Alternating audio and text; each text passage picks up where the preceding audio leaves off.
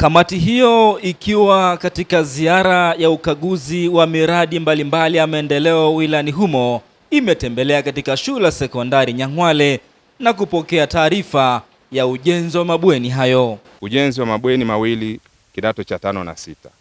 Jina la mradi ni ujenzi wa mabweni mawili, fedha tengwa ni milioni 260, fedha tumika ni milioni 184,277,200.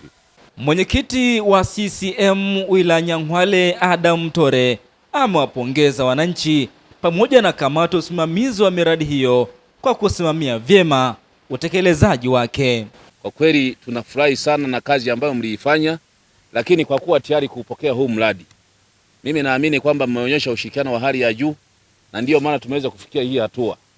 Lakini sisi tu bali na wananchi ambao walio wengi tuliowaacha kule. Sisi tuko kwa niaba ya wengi, sisi ni wachache. Ishukuru kamati inayosimamia majengo haya. Wakiwepo wajumbe wako hapa, tuwashukuru sana. Wanasimamia vizuri, hakuna vitu ambavyo vinachakachuliwa, hakuna majengo ambayo yamejengwa chini ya kiwango. Sisi kamati ya siasa tumeshukuru sana.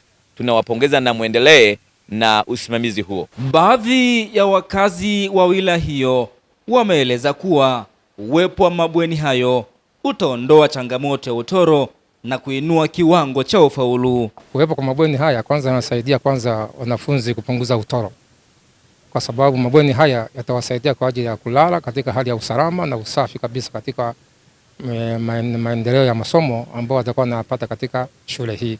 Lakini nia yetu mtoto awe kwenye mazingira ya shule hadi atakapomaliza shule, kuliko mtoto anatoka nyumbani kila siku. Inatia uvivu na mipango mingi tu katikati hapa kwenye njia katikati.